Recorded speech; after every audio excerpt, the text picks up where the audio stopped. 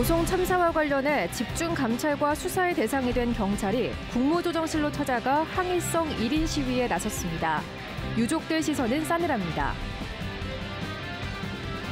참사 당일 행복청이했다는 임시제방 응급보강. 알고 보니 임시제방 구조체를 깎아 쌓아 올린 것으로 드러났습니다. 보강이 아니라 더 약하게 만들었다는 지적이 나옵니다.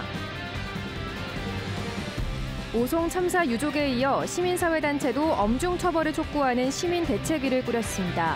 합동 분향소를 연장하라는 첫 요구부터 가로막혔습니다. 서울 초등교사 사망 사건을 계기로 충북의 교사들도 교권 침해 사례를 공개하며 대책 마련을 촉구했습니다. 네, 시청자 여러분 안녕하십니까? 계속해서 MBC 뉴스투데이 충북입니다.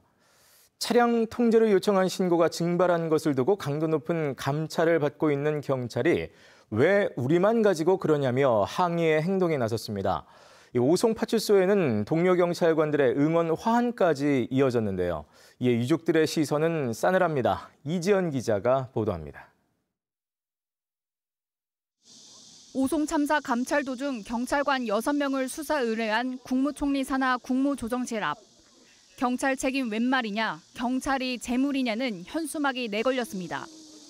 각 경찰서 직장협의회 소속 경사부터 경감까지 현직 경찰관 20여 명이 모였습니다. 오송 참사의 책임을 경찰로 몰아가는 것 같다며 항의하러 왔습니다. 이곳 국무조정실에서 당시 경찰관 대처가 미흡했다는 감찰 결과가 나옴에 따라 검찰이 수사를 개시했기 때문입니다.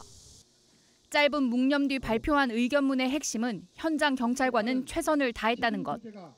인근 교차로에서 침수도로 통제와 긴급 구조활동 등 현장에서 최선을 다했고 신고를 전달받지 못했을 뿐인데 현장 경찰관에게 책임을 전가하려 한다는 주장입니다. 현장 상황에 대한 종합적이고 입체적인 고려 없이 현장 경찰관에게만 책임이 있다거나 책임을 지우려 하는 일이 있어서는 절대 안 됩니다. 국무조정실을 직접 겨냥하는 발언도 서슴지 않았습니다. 경찰에 대한 감찰과 수사를 여론 무마용이라고도 표현했습니다. 국조실과 검찰은 여론 무마용 경찰 수사를 즉각 중단해라! 수사 대상인 참사 지역 관할 파출소에는 동료 경찰관들이 보낸 응원 화환 30여 개가 늘어서기도 했습니다. 억울하다는 경찰의 이 같은 움직임을 두고 바라보는 시선은 엇갈립니다. 유족들은 참사를 막을 수 있었던 결정적 신고가 경찰 내부에서 증발한 사실이 이렇게 하면 달라지냐고 반문합니다. 아무런 책임이 없다는 거를 지금 내세우고 싶어서 그 1인 시위를 하는 건지 억울하다고 하는 건지 모르겠는데 저희 유가족보다 더 억울한가요? 총리실 앞에 모인 경찰 직장협의회는 오늘까지 국무조정실 앞에서 1인 시위를 이어갈 예정입니다. MBC 뉴스 이지연입니다. 오송 참사의 원인 규명을 위한 경찰 수사본부가 사실상 해체됐습니다. 지난 19일 서울청 인력까지 대거 투입돼 140여 명 규모로 확대된 경찰 수사본부는 검찰 주도의 전방위 압수수색이 이뤄지면서 사실상 해체 수순을 밟게 됐습니다. 경찰 수사본부는 충북청 전담수사팀 체제로 축소 개편됐고 서울청 파견 인력은 모두 복귀했습니다. 경찰은 검찰과의 중복 수사에 따른 비효율을 막기 위함이라면서 협조 체제를 유지하겠다고 밝혔습니다. 오송 궁평 2지하차도 참사 직전 미어천교 임시제방 보강 작업이 허술했다는 보도가 나오고 있는데요. 물이 차오르자 뚝을 높이기 위해 급히 임시제방의 일부를 깎아 뚝을 높인 사실이 드러났습니다. 보강이 아니라 오히려 제방을 더 위험하게 했다는 지적이 나오고 있습니다. 정재영 기자의 단독 보도입니다. 미호강이 넘치기 1시간 전 미호천교 임시제방의 모습입니다. 작업자 6명이 삽으로 흙을 퍼 쌓고 있는데 자세히 보면 평평해야 할 제방 곳곳이 패이고 깎여 있습니다. 특히 작업자들이 서 있는 제방 중간부와 바깥쪽이 심합니다. 보강용 흙을 새로 가져온 게 아니라 임시제방 구조체의 바깥쪽 다짐 흙을 깎아 강물과 맞닿은 쪽에 옮겨 쌓은 겁니다. 단면도를 보았더니 임시제방의 해발 고도는 29.74m로 돼 있지만 이 중 실제 흙으로 쌓은 높이는 4m, 작업자들이 삽으로 깎고 파낸 최상부의 제방 두께는 6m에 불과합니다. 강물을 버텨내야 하는 임시 제방을 거꾸로 약화시켰을 가능성이 제기됩니다. 제방을 깎는다고 할 수 있겠는데요. 이렇게 되면 제방이 설계 기준에서 요구하는 두께를 확보하지 못하기 때문에 제방의 안전성은 크게 줄어들게 됩니다. 위험한 보강 작업은 중장비가 도착할 때까지 약 40분 동안 계속됐습니다. 당시 작업을 맡긴 행복청은 이른 아침인데다 폭우가 쏟아져 보강용 흙을 새로 구할 수 없었다고 털어놨습니다. 게다가 제방에 쌓아둔 흙은 며칠째 비를 흠뻑 맞아 수분이 포화된 상태였습니다. 사고 당시처럼 폭우가 쏟아지고 있는 상태에 이 노출된 흙은 함수비가 높아서 흙의 적정 강도를 가질 수 없게 됩니다. 전문가들은 작업자들만 큰 위험에 빠뜨린 터무니없는 보강이었다고 입을 모읍니다. 불과 200여 미터 구간에 7개의 다리가 세워진 미호천교 주변은 수위 상승이 집중되는 곳인 만큼 호우 예보 전에 제방 보강을 끝냈어야 했다는 지적입니다. 하지만 미리 보강했어야 할 임시 제방은 장마가 시작된 지 9일 뒤 참사 8일 전에야 완성됐습니다. 임시 교량이 3개인가 4개가 있는데 임시 교량이 거의 제방 역할을 하거든요. 그러다 보니까 그쪽에 수위가 급상승하게 돼 있어요. 행복청은 참사 당일 긴급 보강을 통해 범람을 1시간 늦췄다고 주장했습니다. MBC 뉴스 정지영입니다. 이번 참사의 원인이 된 미호강 제방 붕괴와 관련해 관련 정부 부처의 책임이 있다는 민간 공동조사단의 1차 조사 결과가 나왔습니다. 원래 제방보다 낮게 다리를 시공해 임시 제방은 기능을 못했고 하천폭이 좁아 범람할 가능성이 높았지만 정비 사업이 중단되면서 결국 제방이 무너졌습니다. 김대웅 기자가 전해드립니다. 지난 15일 오전 8시쯤 미호강 제방을 넘어 흙탕물이 콸콸 흘러들고 있습니다. 잠시 후 제방이 붕괴하면서 400m 떨어진 지하차도가 잠겼습니다. 환경단체와 전문가로 구성된 민간 공동조사단이 이 제방이 무너진 원인을 지난 일주일간 조사해 발표했습니다. 가장 직접적인 원인은 임시 제방이 기능을 제대로 못한 겁니다. 미호천교 공사를 하면서 다리 상판 하부의 높이를 기존 제방보다 1m 낮게 시공했습니다. 다리 아래로 임시 제방을 쌓다 보니 높이가 더 낮아졌고 결국 물이 넘쳐 무너졌습니다. 이 다리를 기존 제방보다 당연히 높게 설계하고 시공했어야 한다고 민간 조사단은 밝혔습니다. 이번 홍수 최고 수위 28.87m보다 큰 홍수가 발생하게 되면 유사한 홍수 피해를 겪을 가능성이 매우 높습니다. 더 근본적인 원인은 지난 2021년 마무리됐어야 할 하천 정비 사업이 마냥 미뤄진 겁니다. 병천천이 미호강과 합류하는 지점에서 하류로 내려온 곳이 제방이 무너진 곳인데 폭이 매우 좁아 병목 현상이 발생하는 곳입니다. 국토교통부는 지난 2017년에 이 하천의 폭을 350m에서 610m로 넓히는 공사에 착수했지만 2020년 1월 중단했습니다. 다리와 철교 공사 먼저 하고 하천 폭은 그 뒤에 넓히겠다는 이유였습니다. 그러던 중 해당 업무는 지난해 환경부로 넘어갔고 정비 사업은 내년에나 다시 재개됩니다. 민간조사단은 하천을 넓힌 다음에 교량 공사를 하는 게 상식인데 보상이 늦어지면서 다리 공사 먼저 시작한 것으로 보인다고 밝혔습니다. 그쪽까지는 수사 중이고 그때까지는 수사 끝날 때까지는 그 관련해서 제가 답변 드릴 수 없습니다. 죄송합니다. 최근 압수수색을 마친 검찰수사본부는 임시 제방의 설계와 시공에 문제가 없었는지 조사하고 있습니다. MBC 뉴스 김대웅입니다. 이재민 임시 주거시설에서 코로나19 집단 발병이 신고됐습니다. 충청북도는 이재민 24명이 공동생활 중인 괴산 오성중학교에서 3분의 1인 8명이 코로나19 확진 판정을 받아 인근 병원 등지로 격리 조치했다고 밝혔습니다. 지난 24일 80대 노인이 최초 확진 판정을 받은 뒤 당일 추가 검사에서 3명의 환자가 더 나왔고 하루 뒤인 25일에도 1명, 26일에는 3명이 추가 확진됐습니다. 모두 60대 이상인 코로나19 환자들은 건강 상태는 양호한 것으로 전해졌으며 방역당국은 야간 의료지원반을 배치하고 집중 방역 작업을 벌이고 있습니다. 코로나19 신규 환자가 매주 30% 이상 급증하고 있습니다. 충청북도가 집계한 코로나19 7월 셋째 주 주간 신규 환자는 7,217명으로 한 주 전 5,200여 명보다 38.4% 늘었습니다. 전주 대비 증가율은 7월 첫째 주가 35.3%, 둘째 주가 31.6%입니다. 지난 1월 이후 6개월 동안 세 자릿수를 유지하던 일일 신규 환자 수는 이달 중순 들어 다시 네 자릿수로 올라섰습니다. 충청북도는 코로나19 집단 확산이 우려되는 이재민 임시주거시설에 대해 특별 방역 대책을 추진하고 있습니다. 오송사고 진상규명과 책임자 처벌을 요구하는 시민단체들이 대책 기구를 꾸리고 유가족과 공동 행동에 나섰습니다.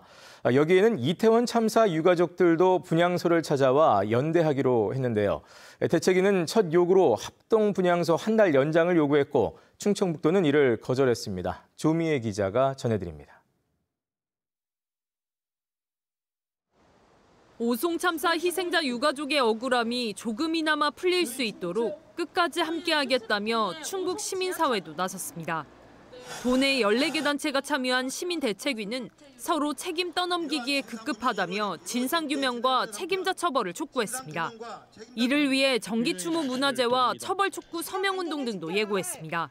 참사의 진상이 명백히 밝혀지고 책임자가 처벌될 수 있도록 계속해서 말하고 주장하고 요구하고 플래카드를 걸고 전 국민에게 알려나갈 것입니다.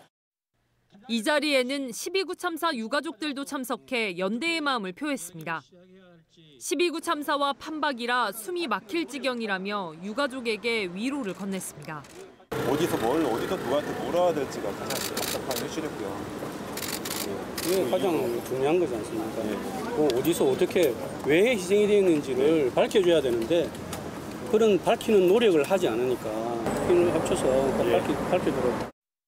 시민대책위는 첫 활동으로 전날 유가족협의회 요구사항 가운데 합동분향소 한 달 연장부터 충청북도에 거듭 요구했습니다. 한 달만 더 안 되겠느냐고 간곡히 부탁했지만 충북도는 폭우 피해 지원 등으로 운영 인력이 여의치 않다며 끝내 완강하게 거부했습니다. 대신 도청 밖으로 옮기면 지원은 할 수 있다는 입장입니다. 다른 지역에서 발생된 것도 아니고 적은 인원이 돌아가신 분도 아니잖아요. 도에서 저희들이 신경을 좀 안 써준다? 솔직히 말씀드리면 아버지가 자식을 버렸다는 느낌. 시민대책위는 분향소 운영 인력을 지원하겠다고 제안했지만 충청북도는 관리가 어렵다며 강경하게 거부했습니다. 더 이상의 연장은 없다며 내일까지만 운영하겠다고 선을 그었습니다. MBC 뉴스 조미입니다. 충북의 호우 피해 규모가 2천억 원에 육박하고 있습니다. 충청북도는 도로와 하천, 농작물과 주택, 상가 등 모두 2만 877건에 1,923억 2,600만 원의 지산 피해가 났다고 집계했습니다. 한편 현재 응급복구율은 공공시설이 88%, 사유시설은 81%입니다. 충청북도가 지난 9일 이후 집중호우로 피해를 본 도민들에게 정부지원금과 별개로 피해액 20%를 추가 지원하기로 했습니다. 이에 따라 주택복구는 정부지원금 30%에 추가 지원을 합쳐 50%가 지원되고 농경지는 정부지원 60%에 추가 지원을 더해 80%가 지원됩니다. 이에 따라 현재까지 총 피해액 213억 원 가운데 정부가 111억 원을 지원하고 충청북도가 43억 원을 지원하게 됩니다. 서울 한 초등학교 교사의 안타까운 선택을 계기로 교권 침해에 대한 목소리가 여기저기서 터져나오고 있습니다. 충북의 교사들 역시 예외가 아니라며 다양한 교권 침해 사례를 공개했는데요. 지역에서도 적극적인 교권 보호 대책을 요구하고 있습니다. 김영일 기자가 보도합니다. 교사 경력 15년 차의 유치원 교사는 수시로 학부모 민원에 시달리고 있다고 말합니다. 밤낮 없이 개인 휴대전화로 오는 학부모 전화와 문자를 받아야 하고 무리한 요구와 항의도 감당해야 합니다. 함께 술을 마시자며 밤늦게 전화하는 학부모, 교사에게 돈을 빌려달라는 학부모, 도벽이 있는 유아를 나무라자 촌지를 달라는 의도가 아니냐며 밤늦게 전화하고. 피해는 교사뿐 아니라 다른 학생들에게까지 이어지고 있습니다. 수업 도중에 갑자기 교실로 찾아온 학부모가 학생들 앞에서 교사를 모욕하고 폭행한 겁니다. 하지만 이 사건은 교권 침해로도 인정받지 못했습니다. 학교 측에서 학부모와의 갈등을 원하지 않았기 때문입니다. 몇 차례나 손을 올려 때리려는 위협도 하고 삿대질을 하며 모욕을 했습니다. 이런 일이 일어났을 때 학교에서는 쉬쉬하며 돕고 넘어가고 결국 학부모 민원에 시달리던 해당 교사는 정신과 치료를 받고 휴직해야 했습니다. 문제는 이런 일을 당해도 할 수 있는 게 거의 없다는 겁니다. 전교조가 전국의 교사들에게 교육부와 교육청 교권 보장 대책에 대해 물었더니 응답자의 95.5%가 실효성이 없다고 답했습니다. 당면한 어려움을 해결하는데 공식적으로 작동하는 시스템이 없고 책임만 강요되는 환경에서 교사의 노동권은 심각한 위기에. 가장 큰 이유가 아동학대 처벌법. 아동의 심리적 발달을 저해하는 모든 행위를 정서학대 행위로 규정하고 있어 악용하면 뭐든 트집 잡아 걸 수 있기 때문입니다. 내가 한 말이 학부모가 악성 민원으로 넣으면 어떡할까? 오늘 학생의 문제 행동을 지도했는데 아동학대로 나를 신고하면 어떻게 할까? 전교조 충북지부는 정당한 교육활동을 아동학대 범죄의 예외로 둘 것과 악성 민원인에 대한 교육감 고발제도 도입, 교권보호위원회 보장, 업무 시간 외 교사에게 전화나 문자 금지 등이 담긴 17가지 대책을 요구했습니다. MBC 뉴스 김영일입니다.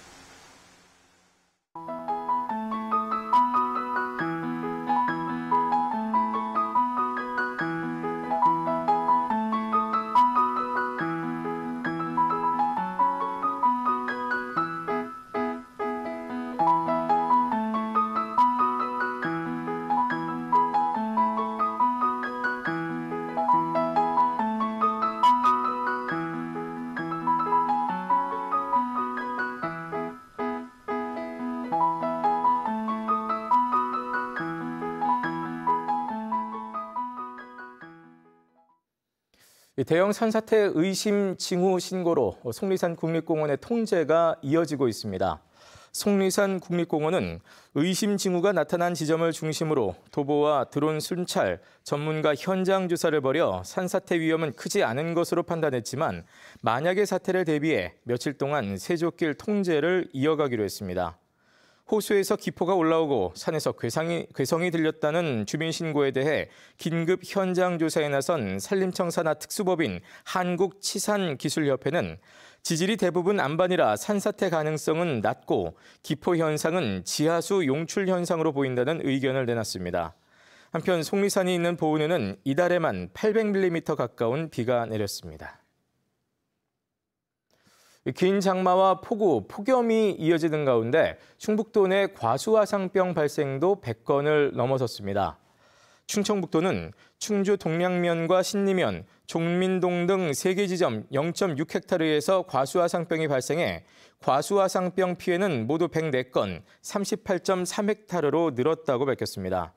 이는 지난해 전체 피해 규모인 103건, 39.4헥타르와 비슷한 수준입니다. 충주시의회가 충주를 특별 재난지역으로 지정할 것을 촉구하고 나섰습니다. 충주시의회는 제276회 임시회에서 충주시를 특별 재난지역으로 지정할 것을 촉구하는 결의문을 만장일치로 채택했습니다. 이두원 시의원이 대표 발의한 결의안은 괴산댐 원료로 하류인 살미면 등 6개 지역 주민이 긴급 대피했고 제방 붕괴와 침수 등의 피해가 발생했다며 이유를 설명했습니다. 충북 창조경제혁신센터의 1호 투자기업이 코스닥에 상장됐습니다. 충북창조혁신센터는 유망한 창업팀을 발굴해 R&D 자금을 지원하는 민간주도 기술 창업 프로그램 팁스를 통해 지난 2017년 직접 투자한 파로스아이바이오가 코스닥 시장에 상장됐다고 밝혔습니다. 이는 전국 창조경제혁신센터 투자기업 가운데 처음입니다. 파로스아이바이오는 AI를 기반으로 희귀성 질환 신약을 개발하는 기업으로 충북센터와 정부의 투자 이후에도 430억 원의 민간 후속 투자를 받았습니다. 다음 달 10일 개막되는 제천국제음악영화제 영화 티켓 예매가 어제부터 공식 홈페이지를 통해 시작됐습니다. 이번 영화제에서는 29개국에서 출품한 영화 104편이 상영되며 첫날 청풍랜드 특설무대 개막작 뮤직샤펠의 예매가는 만원이고 제천문화회관과 제천영상미디어센터, CGV 제천의 영화 예매가는 7,000원입니다. 이 밖에 폐막작 블루 자이언트 등 일부 영화는 무료로 볼 수 있습니다. 네, 뉴스를 마칩니다.